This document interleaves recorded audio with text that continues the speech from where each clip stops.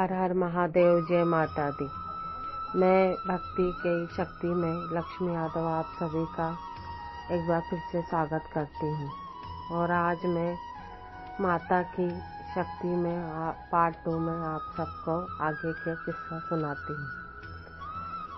तो दोस्तों, मैंने बताया था कि वो लड़की अपने पति के साथ भोपाल पहुँच जाती है और उस लड़के की तबीयत खराब हो रहती है, जिससे कि उसको ब्लीडिंग चालू हो जाती है। अब वो लोग जब वहाँ पे पहुँचते हैं वहाँ और डायरेक्ट अपने मायके में ही जाती है उसे लेकर, और वहाँ जाकर वो अपने ससुराल वालों को जो वहाँ पे रहते हैं उनको बुलाती है। वहाँ पे उसके ससुर आते हैं और देखते हैं। आने के बाद वो उस लड़के को कुछ अजीब ही तरीके से चेक करते हैं, उसके नसों को देखते हैं, उसके सर को, माथे को देखते हैं, और उसके बाद एक ऐसी बात बोल देते हैं जो किसी को भी ऐसे नहीं बोलना चाहिए। खास तौर से ससुराल वालों को एक लड़की के लिए नहीं बोलना चाहिए। जब अभी उस लड़की की शादी को 2 ही साल हुए थे, उसका एक छोटा सा बच्चा था 3 महीने का, और उसकी शादी को ज़्यादा टाइम नहीं हुआ था।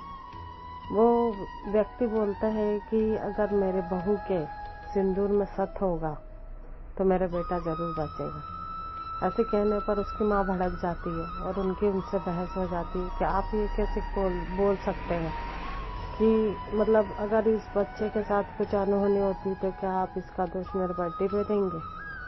ये नहीं बोल सकते आप। कुछ भी बोलने से पहले सोच समझ लेना चाहिए।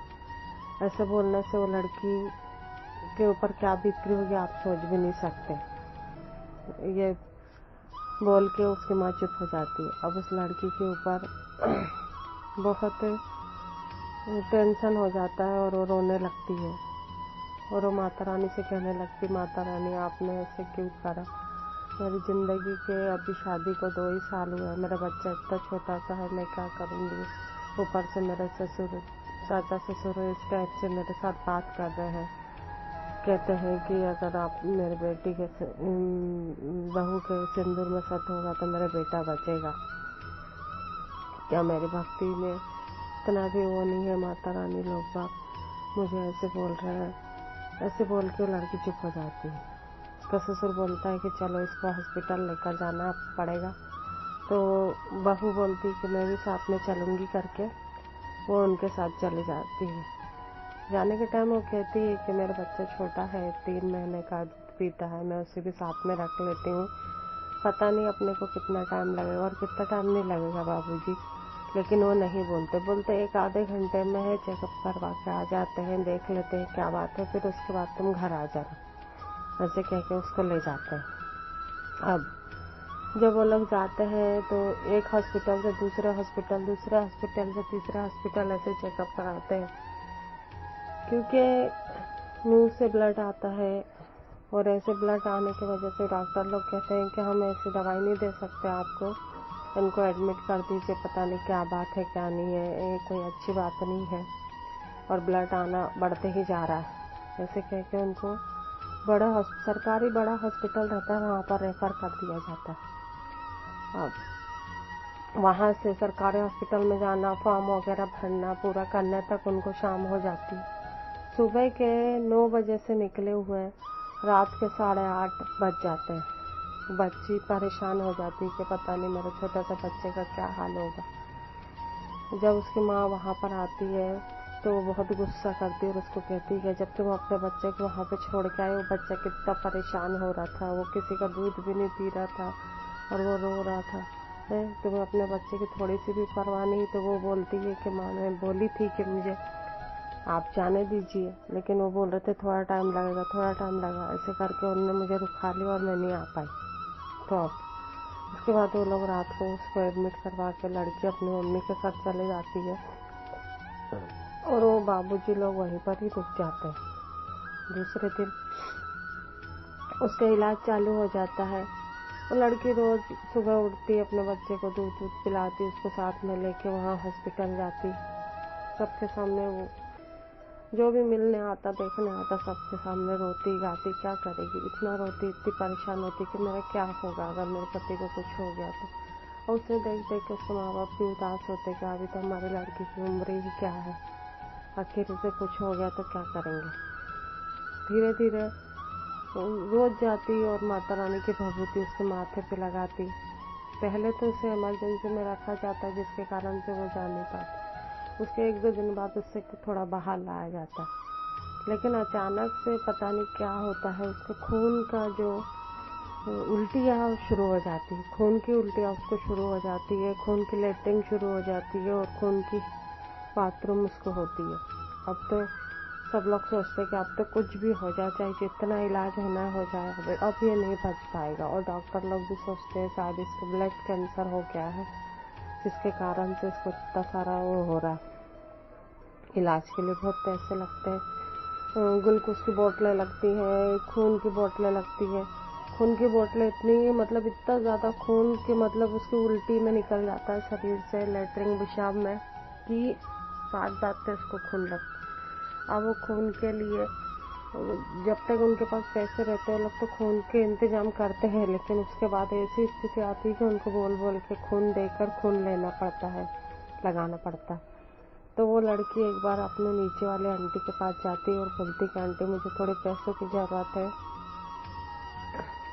आप मदद कर दीजिए। लेकिन वो आंटी उसको पैसे देने की जगह उससे कहती है कि बेटा तू चाहे जितना भी तुम इलाज करवा लो, उसका कोठा फूट गया है और जिंदा नहीं बचने वाला, ये इलाज फालतू है, वो बच ही नहीं सकता है करके ऐसे बोलती है। तो वो लड़की का दिमाग खराब हो जाता है, घर में आती है और कुछ चीज़ उसके हाथ में जो पकड़ी रहती है वो माता के फोटो की तरफ फेंकती है, जिससे कि वो फोटो थोड़ा सा बीच में से उसे चीर जाता है, क्योंकि फोटो कांच का रहता है।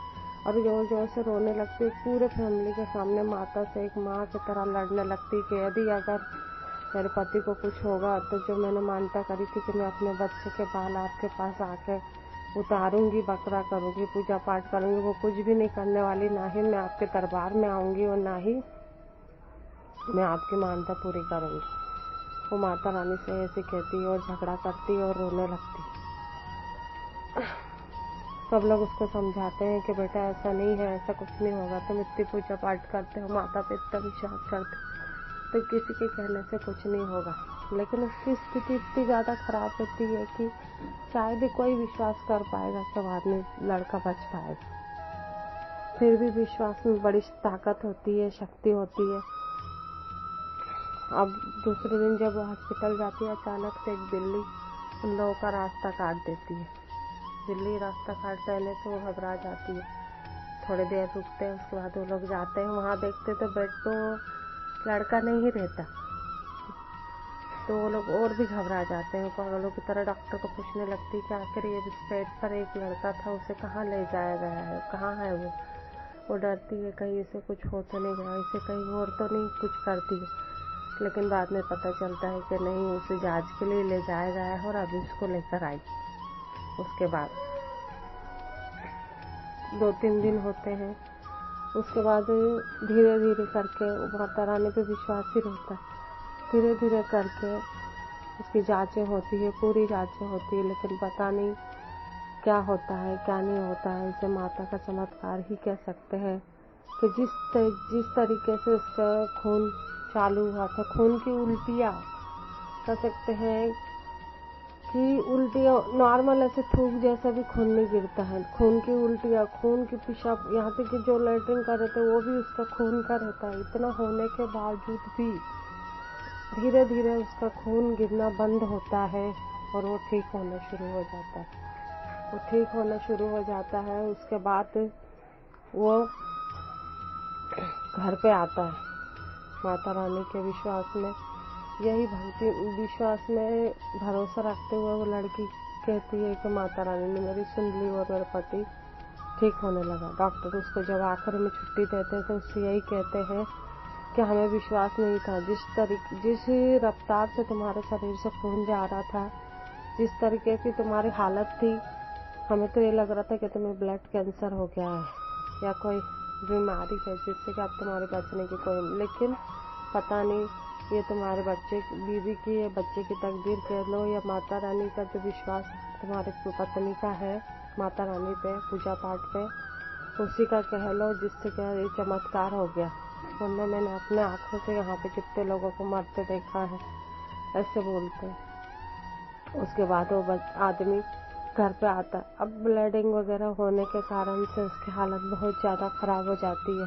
कुछ दिनों तक वो अपने ससुराल में ही रेस्ट करते हैं और उसके बाद ज्वाइन करने का बोलते हैं ऑफिस को, उसके बाद ही सफ़र करेंगे वापसी, ऐसे कह के। लेकिन वो लड़की अभी नहीं जाएगी अपने मायके से, ऐसे करके उसके माँ से बोलती है।